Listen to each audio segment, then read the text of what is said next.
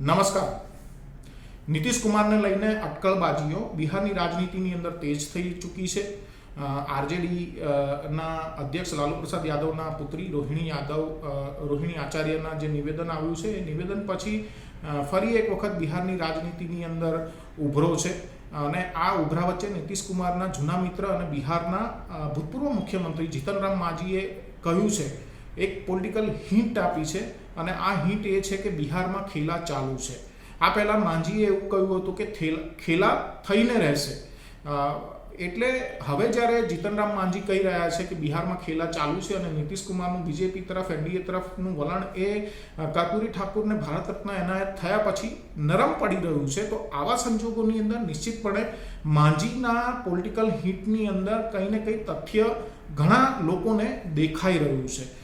બિહાર પરિવર્તન તરફ હોવાનું એ જીતનરામ માંઝીએ જણાવ્યું છે અને તેમણે કહ્યું છે જે પણ કંઈ થશે રાજ્ય હિતમાં હશે। અને આ સિવાય તેમણે આરજેડીના અધ્યક્ષ લાલુ પ્રસાદ યાદવનો ઉદ્દેશ્ય તેમના પુત્ર તેજસ્વી યાદવને મુખ્યમંત્રી બનાવવાનો હોવાનું જણાવી અને દાવો કર્યો છે કે નીતિશ કુમાર તેજસ્વી યાદવને કોઈ પણ સ્થિતિની અંદર સીએમ નહીં બનવા દે। બંનેના માર્ગ એ પૂર્વ અને પશ્ચિમ જેવા છે, એટલે લાલુ પ્રસાદ યાદવ અને નીતિશ કુમારના માર્ગ પૂર્વ અને પશ્ચિમ જેવા છે।